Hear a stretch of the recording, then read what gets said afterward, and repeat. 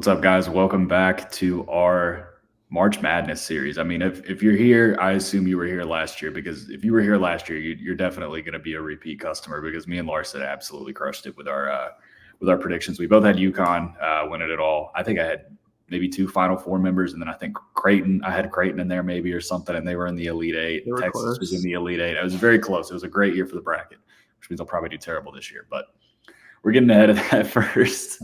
We're going to do some conferences first. We're going to start with the Big 12. In my opinion, the best conference. I think it's up there. The Big 12 and the SEC are definitely your heavy hitters. But this has always been kind of weird around tournament time because, you have a team like Kansas who just got absolutely undressed by Houston by 30 points. Hunter Dickinson's out. I think he has a separated shoulder or something. It's a conference where you can usually trust Kansas. And Kansas might be like, the fifth or sixth best team this year. It's kind of crazy to see. They're behind some teams like BYU, Iowa State, guys like that. But it starts with Houston at the top. I do wonder if they're going to stay motivated throughout this tournament because they pretty much have a 1 seed locked up. But I want to hear your thoughts on it. We can start with the lower seeded games if you got some sleepers. What do you think overall? Well, yeah, it's definitely probably the best conference for sure. They're pretty deep like they usually are. To go with Kansas, just a team that think just seems a little overrated to me this whole season. There are some problems with them, particularly like that they're not very deep at all. I mean, it's like how many guys? 6. They play 6 guys really, and we've seen that come back and bite them. And now Dickinson's out. We'll see how that fares for him. So I'm looking to fade them going into March. Like you said, the Big 12 tourney usually is just like the Kansas Invitational. I had totally forgotten that Texas has actually won 2 of the last 3 tournaments. I will not be taking probably Chris Beard, or at least yeah. I mean, they've had success. It's a different staff there now, obviously.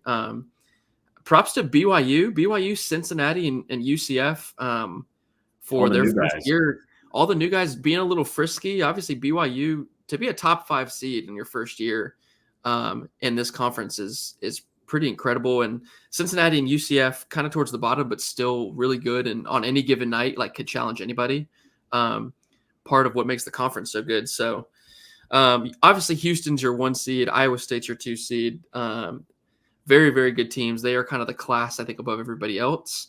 I'm not really, Houston's at the top of the bracket. I'm not looking to bet Houston. They were like minus 140 to win. I'm just not going to do that. They're obviously the best team. That's not a hot take or anything like that. But I'm going to stay away from that side of the bracket. This is kind of a hard conference to pick. Like you can nitpick every single team. Like I just said, Kansas I think is a little overrated, even though they do well in this. Baylor's kind of the same way. I don't have the same feeling about Baylor that I usually have. There's just something about them, and they're the 3 seed. They would play Kansas the next round, which would be a great game. Iowa State's your 2 seed. I don't want to stay away from there. So I thought this is probably the best conference to try for a long shot, and any team that can win this. So let's look at the 11 seed. And again, we need to preface this too, because we talk about this every year. Like some people are going to just bet these conference tourneys just to pick the winner, and that's fine.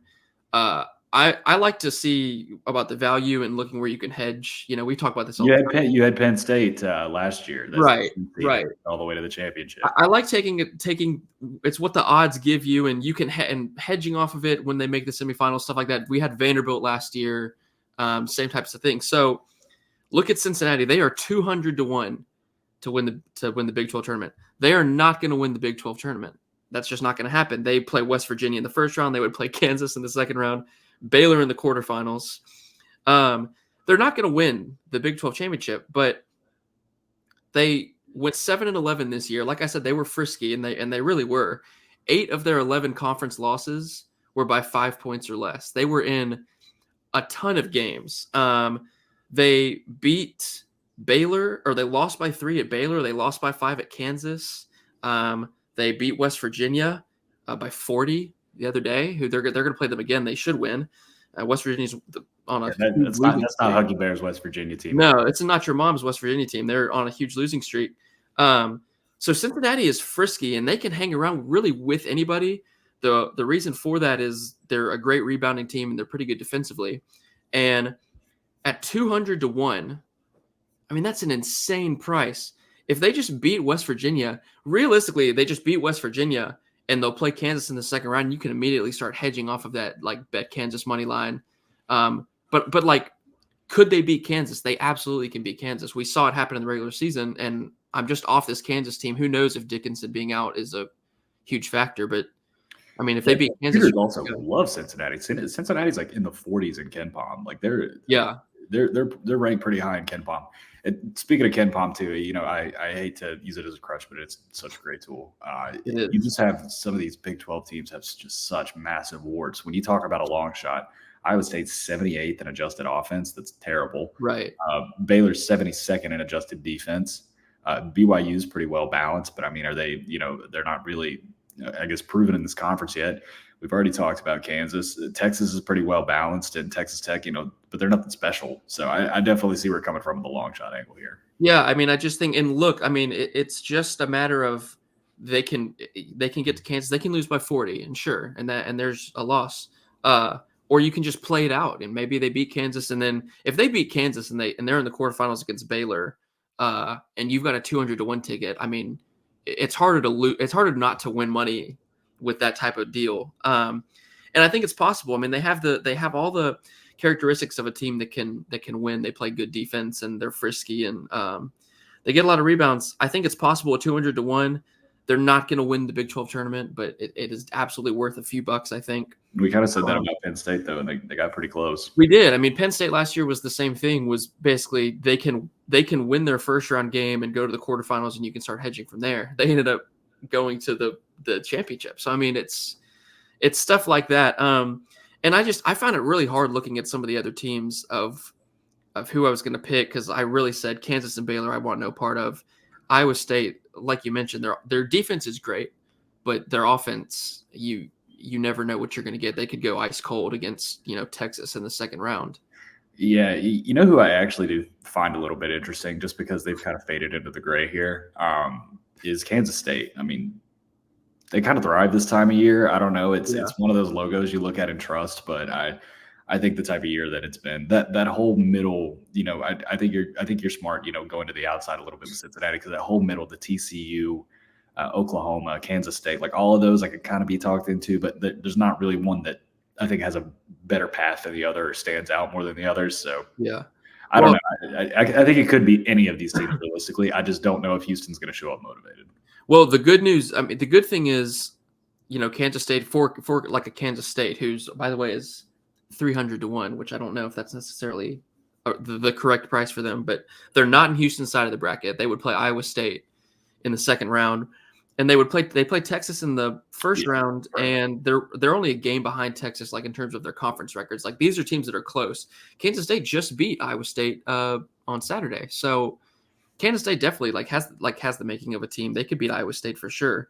BYU, I think, is going to be a hot team from a lot of people because we've seen them in a lot of big games. They beat Kansas, they beat Baylor and Iowa State. I mean, those are some big wins, especially for your first year. The thing with them is they're number one in the conference in 3-point attempts. I mean, they take 32 threes a game, and second is Oklahoma State, who takes 24.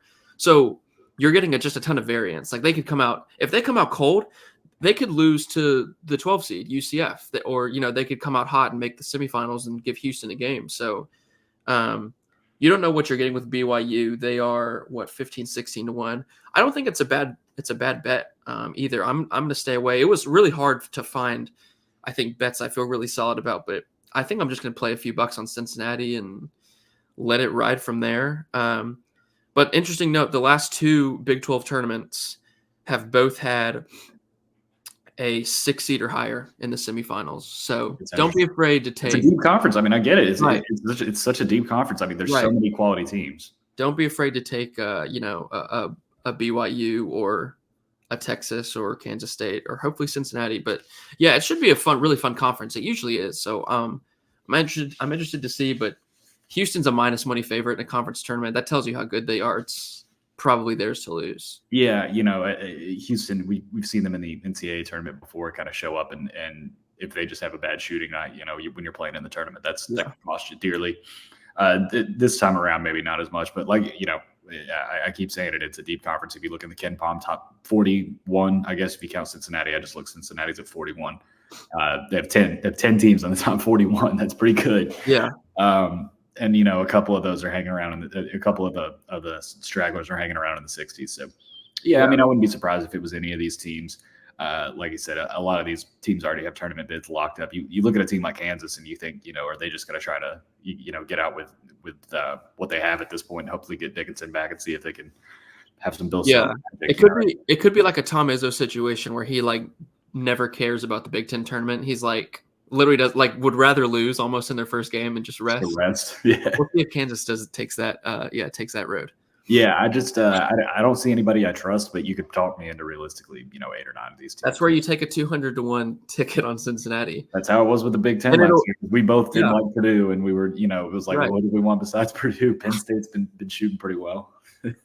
Yeah, I think that's the right move. That's what I'm going to do for the Big 12. Just winner. I'm just going to go with Houston. I'm sorry. I've tried to talk myself out of them a few times this year. I think they're too good. I think they really are the class of college basketball this year. We'll see if the same thing happens to them in the tournament that happens every year. If there's just a lid on the bucket and they just get beat. I mean, that's just typically how it goes for them. They don't really have a lot of ways to win. You've got to play a great game to beat Houston. Obviously, at the price, I'm not going to bet Houston. But if you're asking for a winner, I would also go Houston too. Yeah. Yep. All right. Well, I think that pretty much wraps it up. We're going to do the ACC next, and we'll have the SEC and Big 12 on the way. So check it out. We'll be around for those.